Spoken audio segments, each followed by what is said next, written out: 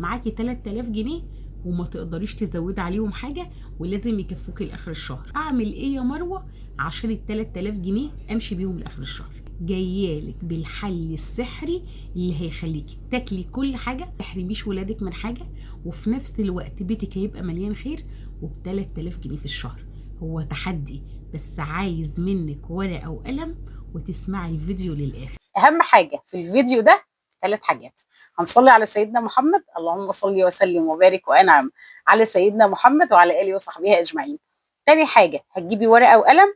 تالت حاجه ودي مهمه، تسيبي لي اللايك وتسيبي لي تعليق. يلا بينا نبتدي الفيديو. يا اهلا وسهلا، ازيكم؟ انا مروه ودي قناتي كوبايه قهوه مع ميرو.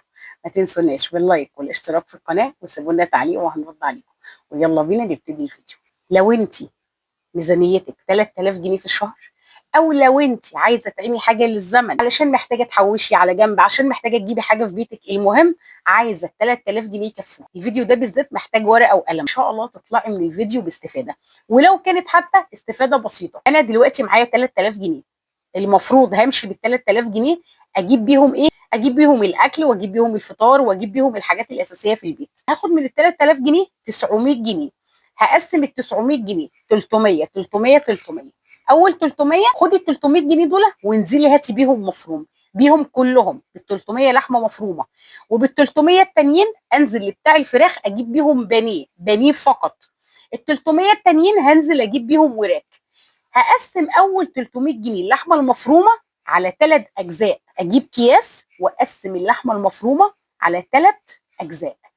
ال3 اجزاء دول في جزء في ال3 اجزاء بتوع المفروم هاخده واجيب عليه كيلو الا ربع رز، واجيب عليه خضره واخد عليه بصل وثوم، وانزل لبتاع اللحمه اخليه يفرمهم واعمل كفته رز. وبكفته الرز دي اعينها في كيسين او 3 عشان يكفوني 3 وجبات او اكلتين حسب عدد الاسره عندك. هنعتبر كفته الرز دي هتكفيكي اكلتين.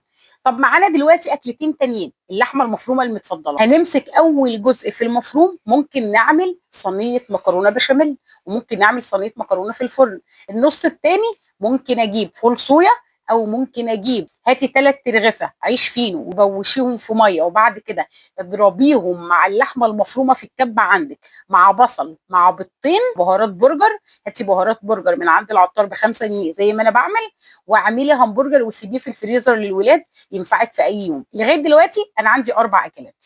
ندخل على ال 300 التانيين. ال 300 التانيين جبت بيهم بانيه، هقسم البانيه على 3. اول بانيه هسلق بطاطسيتين وهعمل ناجتس في البيت.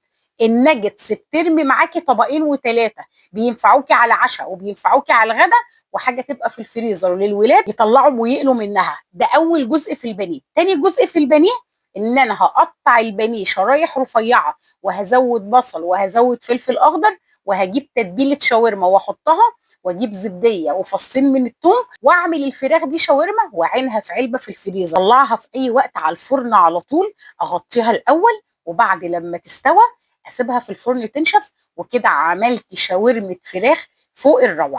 معانا تالت جزء من الفراخ البانيه، افرمها في الكبه، وبرده اجيب عيش وانقعه وابوشه، وبعد كده اصفيه احط على الفراخ المفرومه، واحط عليه فلفلايه مثلا حمراء فلفلايه خضراء، واحط عليه بصلتين مع بيضه وبهارات برجر، برضو بهارات برجر من عند العطار. تعينيه في الاكياس بالادوار كده وتسيبيه في الفريزر.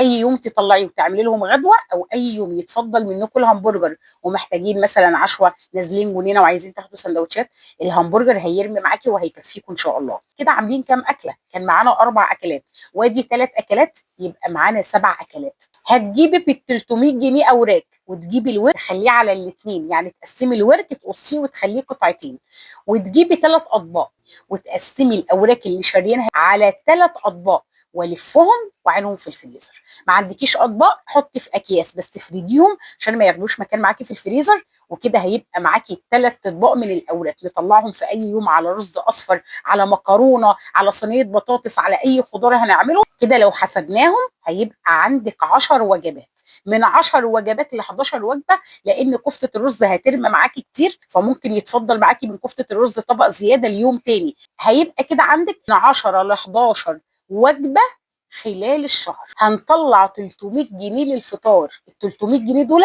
هيبقوا فطارنا طول الشهر. طب 300 جنيه هيكفونا ازاي فطار؟ هقول لك هتعملي ايه.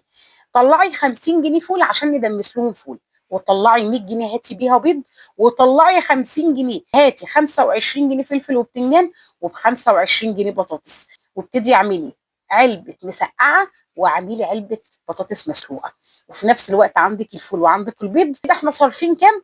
كده احنا صارفين 200 جنيه، فاضل معانا 100. ال 100 جنيه اللي متفضله هعمل لهم تغيير في الشهر في الفطار. زي ايه؟ اجيب رتلين لبن 50 جنيه، واجيب ب 20 جنيه البصمات الصغيره المحلب اللي عند الافران، اجيب لهم ب 20 جنيه، افطرهم في يومين قراميش مثلا باللبن، او اعشيهم مثلا قراميش باللبن. كده كام؟ كده 70 جنيه. اتفضل معاكي 30 جنيه، تروحي تجيبي بيهم جبنه من عند الفلاحين عشان هيدوها لك كتير شويه عن السوبر ماركت. وابتدي عيني في علب الحاجات دي، وعيني في الثلاجه عندك. اي حد من ولادك جاع هيطلع علبه مسقعه هياكل، هيطلع علبه البطاطس المهروسه وهياكل. لو حابين تغيير هيطلعوا كيس فول، هيطلعوا مثلا يعملوا بيضه. المهم ال 300 جنيه دول هيبقوا خاصين بالفطار طول الشهر، عشان ما تطلعيش من 3000 جنيه مصاريف تلخبط لك كل الميزانيه دي. لان ميزانيه ال 3000 جنيه في الزمن ده وانت معاكي عيال عايزه تمشي بيها صح، هنا هيتفضل معاكي من ال 3000 جنيه 1800 جنيه. طب ال 1800 جنيه هدير بيهم الشهر ازاي يا مروه؟ انا هقول لك. هاتي ال 800 جنيه على جنب، وسيب ال 1000 جنيه دلوقتي. ال 800 جنيه دول هم اللي عليهم الضغط. ال 800 جنيه دول هم اللي هنطلع منهم الحاجات الاساسيه للشهر.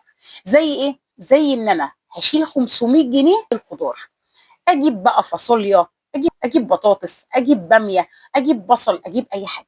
المهم ان انا في الاسبوع هطلع 125 جنيه. ال 125 جنيه دول هجيب بيهم كل اسبوع حاجات خاصه بالخضار. زي ايه؟ زي ان انا مثلا انزل اجيب ب 30 جنيه بطاطس، انزل اجيب ب 20 جنيه بصل، وبرده تدوري على الحاجات الرخيصه. انزل اجيب ب 20 جنيه توم، انزل اجيب ب 20 جنيه مثلا طماطم.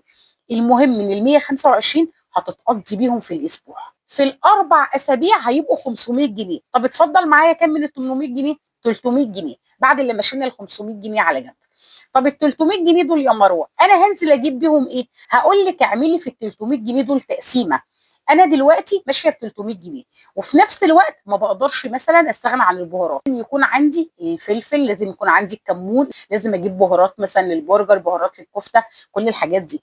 هقول لك هتعملي كل الحاجات دي وبالمبلغ الصغير ده.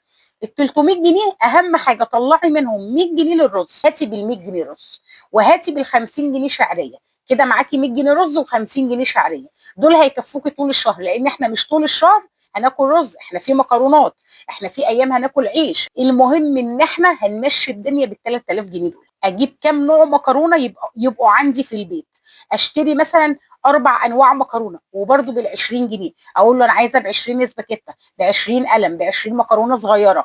وفي نفس الوقت بقى اجيب مثلا ب 10 عدس اسمر، اجيب ب 25 جنيه عدس اصفر، اجيب مثلا اجيب ب 15 جنيه المكرونه الصغيره، اجيب ب 15 جنيه حمص. الحاجات بتاعه الكشري اجيبها من ضمن ال 300 جنيه. وفي نفس الوقت اجيب بهارات، بس بدل ما اروح اجيب مثلا ب 30 جنيه فلفل اسمر وب 30 جنيه كمون، لا، انا محتاجه بهارات، بس في نفس الوقت ما اقدرش اجيب بهارات بسعر عالي. اجيب ب 15 جنيه من كل حاجه يبقوا عندي للاحتياج. وانا بستخدم البهارات استخدمها بالراحه، وانا بستخدم ملحي فلفلي كموني يبقى على الاحسن ما يكون ما عندكيش اصلا. وفي نفس الوقت كتر البهارات بيتعب المعده، فانت من الجهتين تكوني مامنه نفسك. لازم يكون عندك في البيت الملح والخل، دي من الاساسيات. ال 300 جنيه دول هيبقوا خاصين اكتر بالعطاره، هيبقوا خاصين اكتر ان احنا نشتري حاجات من العطار، لان دي الحاجات الاساسيه اللي هنمشي بيها طول الشهر. شفت الحسبه بقى اللي فاتت دي؟ هاتيها على جنب كده كلها، دي كلها كوم. والحسبه اللي جايه دلوقتي ده كوم تاني. ما عادش معانا الا 1000 جنيه، لان ال 800 جنيه راحوا في الخضار وفي البهارات. ال 1000 جنيه اللي معاكي دي اللي عليها اللود كله، ودي اللي عليها الضغط كله. هنعمل يا مروه بال 1000 جنيه ايه؟ وقدامنا 18 يوم لازم نمشي بيهم طول الشهر. تعالي بقى اعملي مشروبك الحلو، ويلا بينا نصلي على سيدنا محمد كمان مرة علشان البركة تحل ونعرف نمشي الشهر. اللهم صل وسلم وبارك وأنعم على سيدنا محمد وعلى آله وصحبه أجمعين. ال1000 جنيه اللي معاكي طلعي منها 20 جنيه هنجيب جزر. ليه هنجيب جزر؟ لان احنا كنا جايبين العدس، كنا جايبين البصل، كنا جايبين الثوم، كنا جايبين الطماطم. فاحنا دلوقتي هنعمل شوربه عدس. ال1000 جنيه دي هنطلع منها بس في يوم 20 جنيه. ال20 جنيه دي هجيب بيها ايه؟ هجيب بيها جزر عشان اعمل حله شوربه عدس. يوم تاني هنزل اجيب ب 30 جنيه طماطم او ب 25 جنيه طماطم. ليه؟ عشان كنت جايبه عدس اسمر وجايبه حمص ساعه ما نزلنا عند العطار بال 300 جنيه اللي كانوا معانا. فكده هحتاج ايه؟ هحتاج طماطم فقط. تبقى عندي احلى حله كشري. ندخل على يوم ثالث، انزل اجيب ب 30 جنيه بيض وانزل اجيب ب 30 جنيه بطاطس لليوم ده بس، وعندي رز واعمل شويه رز بالشعريه وجنبيهم البيض المسلوق وجنبيهم البطاطس. وادي يوم وعدى. يلا ندخل بينا بقى على اليوم الرابع. اليوم الرابع ده عايزاكي تنزلي عند بتاع اللحمه تطلبي منه ب 100 جنيه مفروم وتخليني عاملك المفروم شويه. اخدت ب 100 جنيه مفروم ومعاهم ب 10 جنيه بصل، البصل الصغير ده لان احنا هنفرمهم. وفروم الحاجات دي كلها مع بعض واعملي حواوشي وانزلي على الفرن. هاتي ب 25 جنيه عيش او ب 30 جنيه عيش، لو معاكي بطاقه تومين هاتي مثلا ب 15 جنيه، واطلعي اعملي بالعيش البلدي ده احلى حواوشي في الفرن. ولو عايزين طريقه الحواوشي دي اللي انا بعملها في البيت عندي، اللي محتاجها يكتب لي في الكومنتات وانا هرد عليه. وانتي قسمي براحتك بقى الاكل، مره تاكلي مسقعه، مره تعملي لهم برجر، مره تعملي ناجتس، اللي يريحك طول الشهر عندي. انزل اجيب ب 60 جنيه مثلا بانيه، وانزل اجيب لي ب 20 جنيه مكرونه قلم، واجيب لي رتل لبن، واجيب لي ب 10 جنيه فلفل اخضر وب 10 جنيه بصل. اعمل صينيه مكرونه بالفراخ بالبشاميل، ادخلها الفرن، وبعد لما الصينيه تبرد اقطع قطع لكل حد في البيت عشان نتغدى النهارده بالمكرونه بالفراخ. كنوع من التغيير ونوع من التوفير. ندخل على الباقي. ب 70 جنيه كبده فراخ، وتروحي للعطار تجيب 20 جنيه زبيب وب 20 جنيه فول حلو، وتبتدي تحمري الزبيب مع الفول وتقطعي الكبد صغيره وتحط لها بصل والفلفل والقرفه، وتعملي رز بالخلطه اللي هو الرز المكرمل، وكل واحد في البيت ياخد طبق، والحمد لله على كده واليوم عدى. انزل اجيب ب 25 جنيه فلفل وبتنجان ونقضي اليوم بالمسقعه وبالبطاطس المحمره. وادي يوم وعدى. ندخل على يوم تاني. خلي اليوم ده يوم ما تعمليش فيه اكل. يعني ايه؟ مش هطبخ لاولادي؟ هقول لك لا. اليوم دوت طلعي كيس فول، ابعتي هاتي عجينه طعميه لو مش عندك، وهاتي ب 20 جنيه مثلا بيض واعملي لهم فول وبيض. اعملي عجينه الطعميه، اضربي مثلا في عجينه الطعميه بيضه وابتدي حمرها لهم. واليوم ده عدي باي حاجه موجوده عندك في البيت وما تقفيش في المطبخ كتير. انزل يوم تاني اروح لبتاع الفراخ اجيب ب 60 جنيه اجنحه. لو عندك بطاطس في السبت اعملي صينيه بطاطس بالاجنحه ودخليها الفرن. وعندك الرز اعملي شويه رز بشعريه وطلعي صينيه البطاطس بالاجنحه من الفرن واقعدوا اتغدوا كلكم.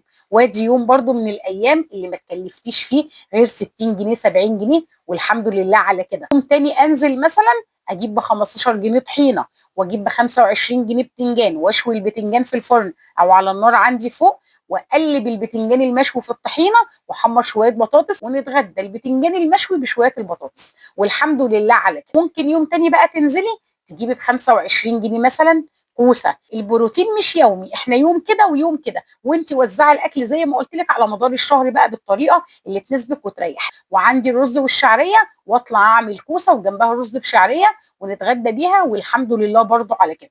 انزل السوق اجيب لي ب 20 جنيه ملوخيه او ب 25 جنيه، وب 20 جنيه البتنجان الصغير اللي بندحرجه وبنحشيه بالثوم، ونجيب العيش ونقعد نتغدى. يوم تاني لو انا مش جايبه عدس اسمر عندي كتير او يكفيني او عملت بيه كشري مثلا، اجيب ب 15 جنيه عدس اسمر، واجيب شويه رز عندي لو حتى كوبايه رز، اعمل العدس الاسمر مع الرز واحمر بصل زي تحميره الكشري. اعمل اطباق الرز بالعدس دي واحط عليها البصل المحمر، واتفرجوا على طعم الاكله دي بجد بتفتح النفس وطعمها بتبقى روعه. انا حاولت على قد ما اقدر اخلي ال 3000 جنيه يمشونا ويزقوا الشهر. انت بقى وشطارتك. لو عندك افكار تانية يبقى برافو عليكي. لو حد عنده افكار تساعدوا بيها الناس اللي ميزانياتهم قليله، او الميزانيات ال 2000 وميزانيات ال 3000 جنيه، يا ريت تكتبوا لهم في التعليقات وشاركوني في الثواب. انتوا هتاخدوا ثواب لمجرد ان انتوا تقولوا فكره لحد ما كانش عنده خلفيه عنها. ولغايه هنا اكون خلصت. ما تنسوناش في اللايك والاشتراك في القناه، وسيبوا لنا تعليق وهنرد عليكم. يلا سلام.